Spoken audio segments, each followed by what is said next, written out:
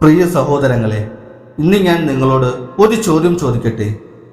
നിങ്ങളുടെ വീട്ടിൽ യേശുവിനെ കുറിച്ച് പറയുമ്പോൾ ദേഷ്യപ്പെടുന്ന ആരെങ്കിലും ഉണ്ടോ? എത്ര വർഷമായി നിങ്ങൾ പ്രാർത്ഥിക്കുന്നു? എത്ര പ്രാവശ്യം പറഞ്ഞു നോക്കി? പക്ഷേ ഇന്നും ഒരു മാറ്റവുമില്ല. ഒരു നിമിഷം ഈ വീഡിയോ അവസാനിപ്പിക്കരുത്. കാരണം ഇന്ന് പറയാൻ പോകുന്ന 5-ൽ ഒരു കാര്യം നിങ്ങളുടെ കുടുംബത്തിൻ്റെ ആത്മീയ ജീവിതം തന്നെ മാറ്റാൻ ദൈവം ഉപയോഗിച്ചേക്കാം. പല ക്രിസ്ത്യാനികളും ഒരു വലിയ തെറ്റ് ചെയ്യുന്നു. അവർ വിചാരിക്കുന്നത് കൂടുതൽ പറഞ്ഞാൽ ആളുകൾ മാറുമെന്നാണ്. എന്നാൽ ബൈബിൾ നമ്മെ പഠിപ്പിക്കുന്നത് മറ്റൊന്നാണ്. ഹൃദയം മാറ്റുന്നത് മനുഷ്യനല്ല, ദൈവമാണ്. അപ്പോൾ നമുക്ക് എന്ത് ചെയ്യാൻ കഴിയും? ദൈവവചനത്തിൽ നിന്ന് 5 പ്രായോഗിക വഴികൾ നമുക്ക് നോക്കാം. ഒന്നാമത്തേത്, സത്യം പറയാൻ ഭയപ്പെടരുത്. സ്നേഹം എന്നതിൻ്റെ അർത്ഥം സത്യം മറച്ചു വയ്ക്കുക എന്നതല്ല. അപ്പോസ്തല പ്രവൃത്തികൾ 17-ൽ ദൈവം എല്ലാവരോടും മാനസാന്തരപ്പെടാൻ വിളിക്കുന്നു. അതുകൊണ്ട് നിങ്ങളുടെ പ്രിയപ്പെട്ടവരോട് സുവിശേഷം പറയാൻ ഭയപ്പെടരുത്. പക്ഷേ ഒരു കാര്യം ശ്രദ്ധിക്കണം, തർക്കിക്കരുത്, കുറ്റപ്പെടുത്തരുത്, സ്നേഹത്തോട് പറയുക. ചിലപ്പോൾ അവർ ഉടനെ സ്വീകരിക്കില്ല. എന്നാൽ ഇന്ന് വിതച്ച വചനം നാളെയോ അടുത്ത വർഷമോ ഫലം കാണിച്ചേക്കാം. രണ്ടാമത്തേത്, നിങ്ങളുടെ ജീവിതം നിങ്ങളുടെ വാക്കുകളേക്കാൾ ഉച്ചത്തിൽ സംസാരിക്കട്ടെ. യേശു പറഞ്ഞു, നിങ്ങളിലുള്ള വെളിച്ചം ഇരുളാകാതിരിക്കാൻ സൂക്ഷിക്കുക. ഞായറാഴ്ച സഭയിൽ വിശുദ്ധനായിരിക്കുകയും തിങ്കളാഴ്ച വീട്ടിൽ കോപം, വഴക്ക്, ക്ഷമയില്ലായ്മ എന്നിവ കാണിക്കുകയും ചെയ്താൽ നമ്മുടെ സാക്ഷ്യം ദുർബലമാകാം. നിങ്ങളുടെ മക്കൾ ആദ്യം കാണുന്നത് നിങ്ങളുടെ ബൈബിളല്ല, നിങ്ങളുടെ ജീവിതമാണ്. നിങ്ങളുടെ ഭർത്താവോ ഭാര്യയോ ആദ്യം കേൾക്കുന്നത് നിങ്ങളുടെ പ്രസംഗമല്ല, നിങ്ങളുടെ പെരുമാറ്റമാണ്.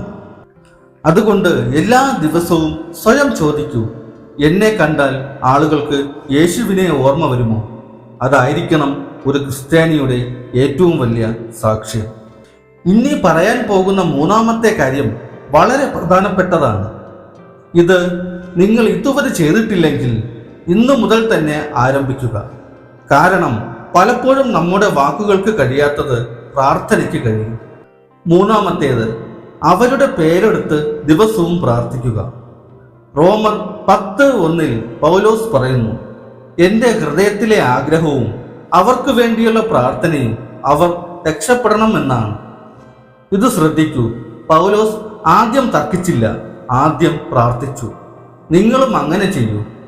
പ്രാർത്ഥിക്കുമ്പോൾ ഇങ്ങനെ പ്രാർത്ഥിക്കൂ: പരിശുദ്ധാത്മാവേ, എൻ്റെ ഹൃദയം മൃദുവാക്കണമേ, സത്യത്തെ സ്വീകരിക്കാൻ അവരെ ഒരുക്കണമേ, തെറ്റായ സ്വാധീനങ്ങളിൽ നിന്ന് അവരെ വിടുവിക്കണമേ.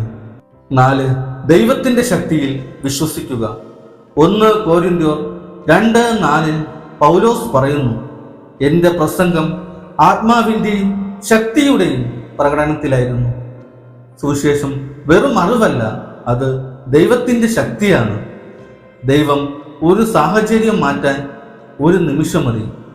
നിങ്ങൾ വർഷങ്ങളായി പ്രാർത്ഥിക്കുന്ന ഒരു വ്യക്തിയെ ദൈവം ഒരു ദിവസം കൊണ്ട് സ്പർശിക്കാൻ കഴിയും. അതുകൊണ്ട് പ്രതീക്ഷ കൈവിടരുത്. ഓർക്കുക, ദൈവത്തിന് അസാധ്യമായ ഒരു ഹൃദയവുമില്ല. 5, സ്നേഹം ഒരിക്കലും നിർത്തരുത്. മത്തായി 9:36 യേശു ജനങ്ങളെ കണ്ടപ്പോൾ അവരോട് മനസ്സലിഞ്ഞു. അതായിരുന്നു യേശുവിൻ്റെ ശുശ്രൂഷയുടെ ഹൃദയം. നമ്മുടേതും അതുതന്നെയാകണം. നമ്മുടെ വീട്ടിൽ നിങ്ങളെ എതിർക്കുന്ന ഒരാളുണ്ടോ? അവരെ വെറുക്കരുത്. അവർക്ക് വേണ്ടി പ്രാർത്ഥിക്കുക. അവരോട് മാന്യമായി സംസാരിക്കുക.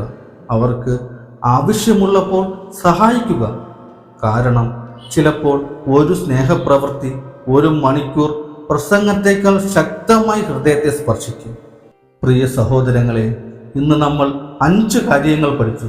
സത്യം പറയുക, വിശുദ്ധമായ ജീവിതം നയിക്കുക, പ്രാർത്ഥനയിൽ ഉറച്ചു നിൽക്കുക, ദൈവത്തിൻ്റെ ശക്തിയിൽ വിശ്വസിക്കുക, സ്നേഹം ഒരിക്കലും അവസാനിപ്പിക്കരുത്.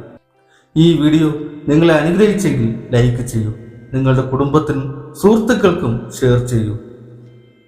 ദൈവം നിങ്ങളെയും നിങ്ങളുടെ കുടുംബത്തെയും സമർത്ഥമായി അനുഗ്രഹിക്കട്ടെ.